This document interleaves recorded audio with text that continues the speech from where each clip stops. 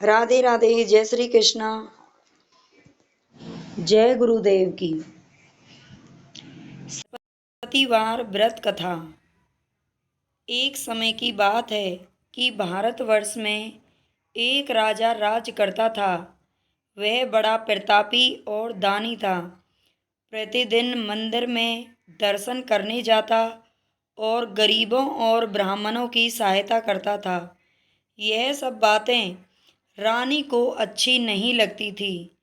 वह ना तो व्रत करती थी, ना ही गरीबों को दान देती थी और राजा को ऐसा करने से मना भी करती थी।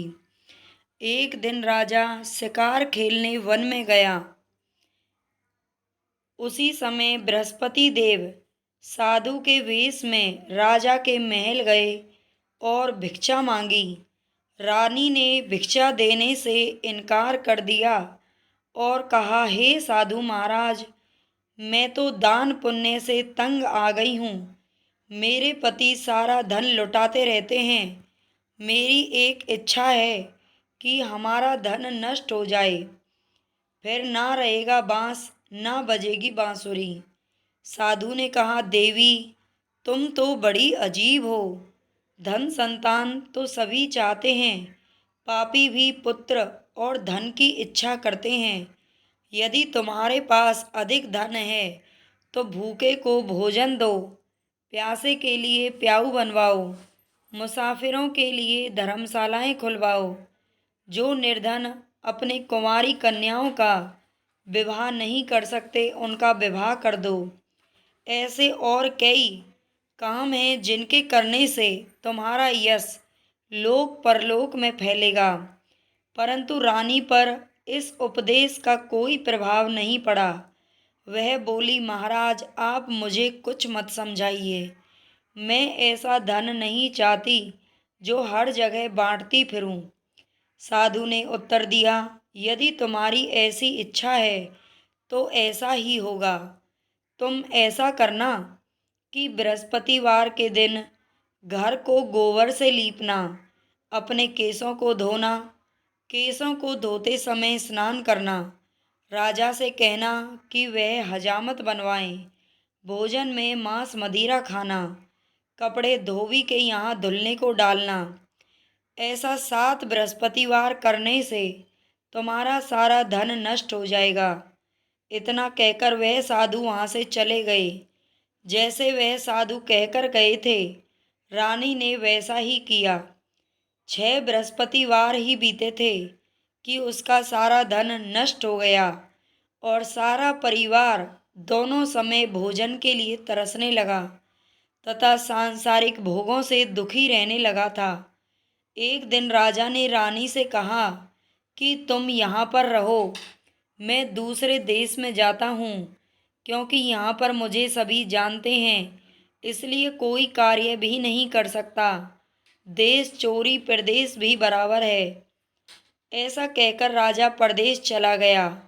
वहाँ जंगल में जाकर लकड़ी काटता और शहर में बेचता। इस तरह वह जीवन व्यतीत करने लगा। इधर राजा के बिना रानी दुखी रहने लगी। किसी दिन भोजन मिलता और किसी दिन जल पीकर ही रह जाती। एक समय रानी और उसकी दासी को 7 दिनों तक भोजन नहीं मिला तो रानी ने अपनी दासी से कहा, यहाँ पास के नगर में मेरी बहन रहती है, वह बड़ी ही धनवान है। तुम उसके पास जाओ और वहाँ से 5 सेर भेजर मांग कर ले आओ, जिससे कुछ समय के लिए गुजारा हो जाएगा। इस प्रकार रानी की आज्ञा मानकर दासी रानी की बहन के पास गई तो रानी की बहन उस समय पूजा कर रही थी, क्योंकि उस दिन बृहस्पतिवार का दिन था। दासी रानी की बहन से बोली, रानी, मुझे आपकी बहन ने भेजा है, मुझे 5 सेर बेझर दे दो।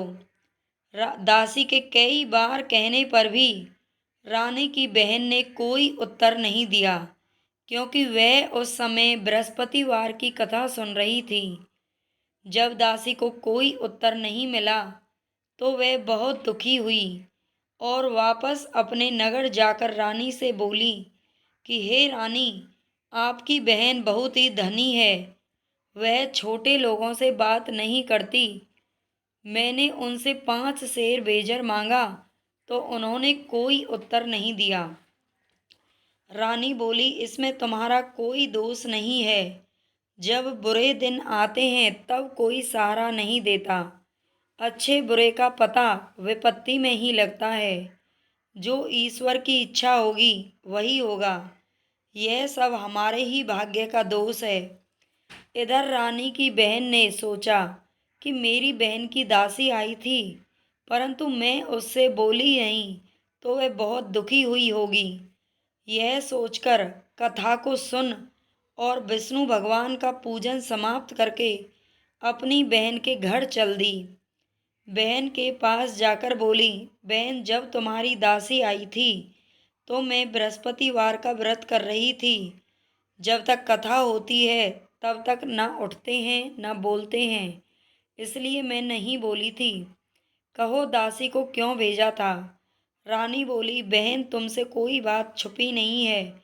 हमारे घर में अनाज नहीं है, इस कारण मैं दासी को तुम्हारे घर 5 शेर बेजर के लिए भेजा था। रानी की बहन बोली, बृहस्पतिवार भगवान सबकी मनोकामना पूरी करते हैं, शायद तुम्हारे घर में भी अनाज रखा हो। इस प्रकार के वचन सुन रानी जब अंदर गई तो वहाँ एक घड़ा बेजर से भरा मिल गया और रानी और उसकी दासी बहुत खुश हो गईं।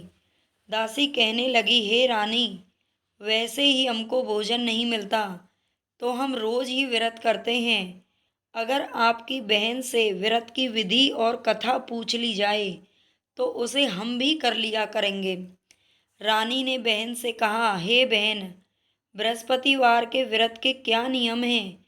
तब रानी की बहन ने बताया, बृहस्पतिवार के व्रत में चने की दाल और मुनक्का से भगवान विष्णु का केले की जड़ में पूजन करें तथा दीपक जलाएं, पीला भोजन करें तथा कथा सुनें।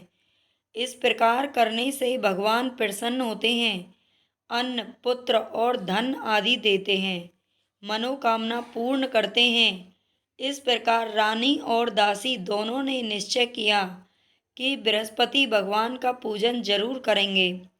7 दिन बाद बृहस्पतिवार आया तो उन्होंने व्रत रखा। दासी घुड़साल में जाकर चना और गुड़ बीन लाई तथा उससे केले की जड़ का तथा विष्णु भगवान का पूजन किया। अब पीला भोजन कहाँ से आए? दोनों बड़ी दुखी हुईं, परंतु उन्होंने व्रत किया था, इस कारण गुरु भगवान प्रसन्न थे। 2 थालों में पीला भोजन लेकर आए और दासी को देकर बोले, यह तुम्हारे और रानी के लिए भोजन है। दासी भोजन पाकर बड़ी प्रसन्न हुई और रानी से बोली, रानी जी, भोजन कर लीजिए। वह महात्मा हम दोनों को 2 थालों में भोजन दे गए हैं।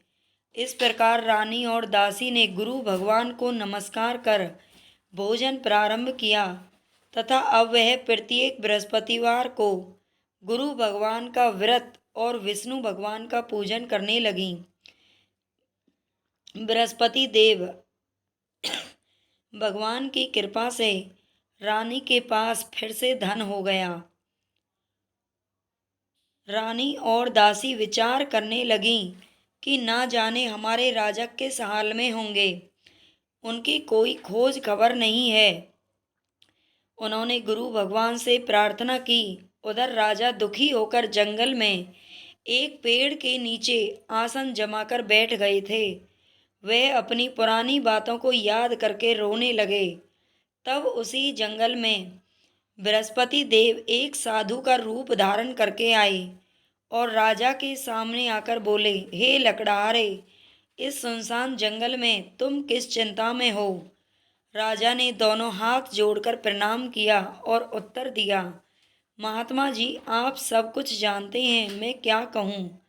यह कहकर वह रोने लगे और साधु को आत्मकथा सुनाने लगे। महात्मा जी ने कहा, तुम्हारी पत्नी ने बृहस्पति के दिन वीर भगवान का निरादर किया था, जिसके कारण तुम्हारी यह दशा हुई है।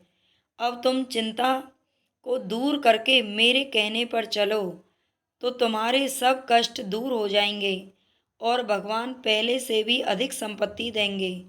देखो, तुम्हारी पत्नी ने बृहस्पतिवार का व्रत आरंभ कर दिया है, और तुम भी बृहस्पतिवार का व्रत करके चने की दाल व गुड़ को जल के लोटे में डालकर केले का पूजन करो, फिर कथा कहो और सुनो।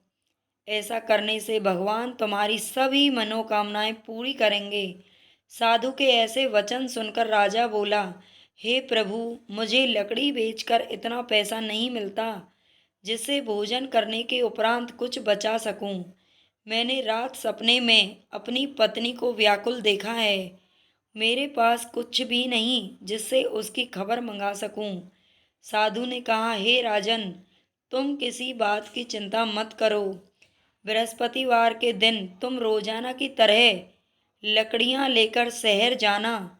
तुमको रोज से दोगुना धन प्राप्त होगा, जिससे तुम भली भांति भोजन कर लोगे और बृहस्पति देव की पूजा का सामान भी आ जाएगा। राजा ने साधु की बात सुनकर वैसा ही किया, और कुछ ही दिनों में उनके पुराने दिन लौट आए। उनके पास बहुत सारा धन हो गया और वे हंसी खुशी जीवन बिताने लगे।